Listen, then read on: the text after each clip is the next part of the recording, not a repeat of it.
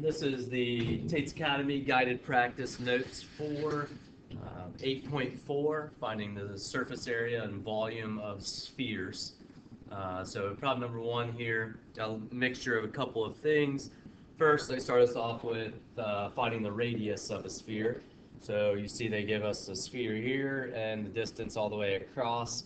If we do a cross cut of the sphere is 8.8 meters.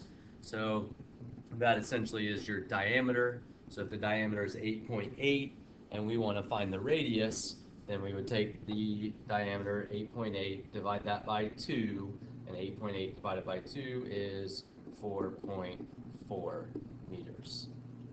Okay, so the radius there is 4.4. Then the next section is the formula for finding the volume of a sphere, and it is 4/3 times pi times the radius cubed. Okay, so 4/3 times pi times the radius cubed. And again, we'll use 3.14 for pi. So if we fill in the blanks here in the first line, they give us the formula right here. So 4/3 we know is 4/3. Pi is 3.14. The radius cubed, and notice we got 3 blanks, so instead of writing 4.4 cubed, they're having us write that out 3 times. So 4.4 times 4.4 times 4.4. So then you just use your calculator and multiply 4/3 times pi times 4.4, 4.4, and 4.4. When you multiply all of that together, you get 356.637. And they're asking us to round that to the nearest hundredths. So 356.637. The 3 is in the hundredths place. So we look to the thousandths, the 7, and the 7 is big enough to change the 3. So it's 356.64, and its volume, so meters cubed, which you see they're telling us right there, meters cubed. Okay, 356.64 meters cubed. And that's what would go in this blank there as well.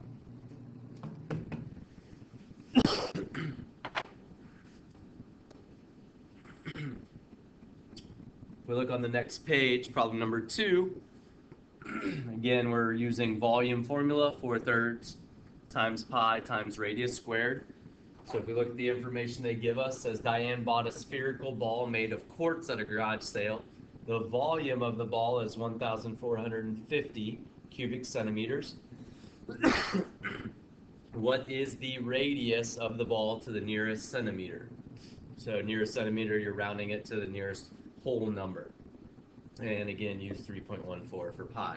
So you see our formula, we just use that and we plug in everything that we know. So the first thing is to the left of the equal sign, it says the volume of the spherical ball. And we know that it says that it's 1,450.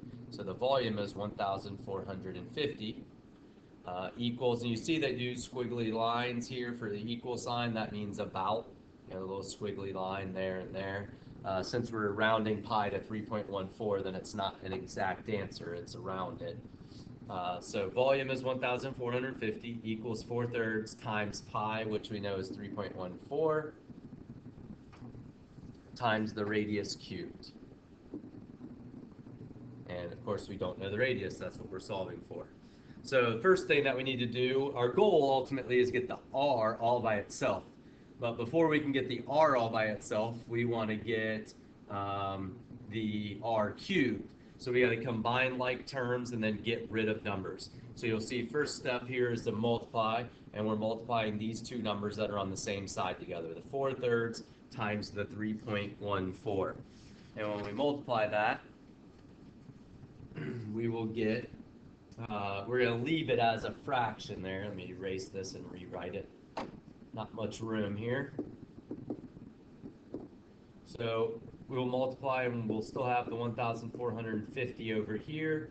And then 4/3 times the 3.14 will give us 12.56 over 3 times r cubed. So we just multiplied 4/3 times pi 3.14, we'll write that as a fraction too. So when you multiply your fractions straight across, you get 12.56 over 3. So we're going to leave it like that instead of dividing by 3, because if you divide that by 3, you'll get a repeating decimal. So we can make it a much cleaner number by just leaving it like that. So now it says multiply both sides by 3. Erase this. So 1,450 equals 12.56 over 3 times r cubed.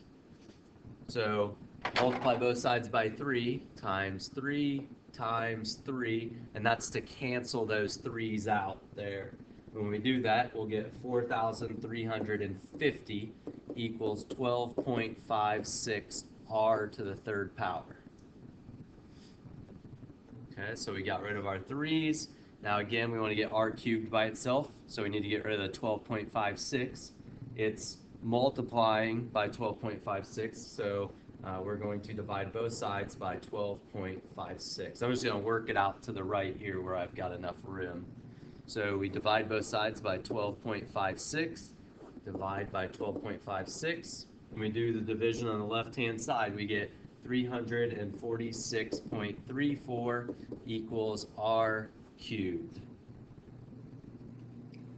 So we're not finished yet because we don't want to know what r cubed is. We want to know what r is. So we take the cubed roots. So like square root, we take the cubed root. And when you type that in your calculator, you'll need to hit the number 3 before you hit the radical sign with the x in it. So on your calculator, you would need to hit the number 3, and then the second key, and the upside down V, and then the 346.34 to get your cubed root answer.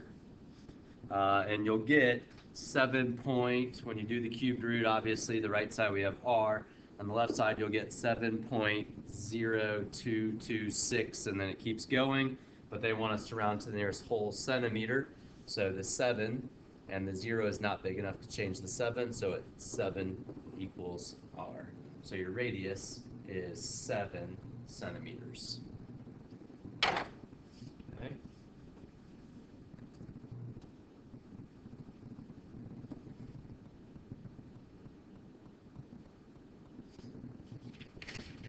Going to number 3 now.